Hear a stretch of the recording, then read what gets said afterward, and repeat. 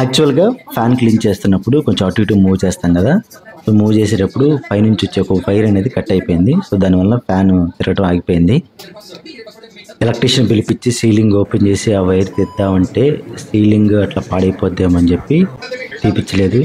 ఇంకా ఈ ఫ్యాన్ ఒకటే కదా, జస్ట్ ఆల్టర్నేట్గా ఏదైనా చేద్దామని చెప్పి సో నేనే ఒక వైరను ఇవన్నీ తెచ్చేసుకొని సింపుల్గా బిగించేద్దాము. సో తర్వాత చూద్దాం, ముందు ఫ్యాన్ నడిస్తే సరిపోతుంది కదా అని చెప్పి అనుకున్నాను. సో ఒక 300-400లో మొత్తం సెట్ చేసుకొని నేనే ఫ్యాన్ బిగించుకున్నాను.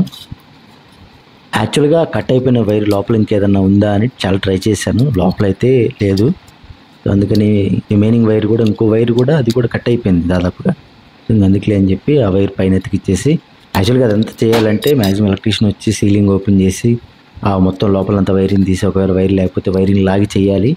సో ఎందుకులే అని చెప్పి సింపుల్గా కానిచ్చేద్దాము. మళ్ళీ సీలింగ్ తీస్తే మొత్తం పాడైపోతేమో, సీలింగ్ ఓపెన్ చేయాలి యాక్చువల్గా అయితే, సో మొత్తం పాడైపోద్దేమో అని చెప్పి నేనైతే తీయించలేదు ప్రస్తుతానికి.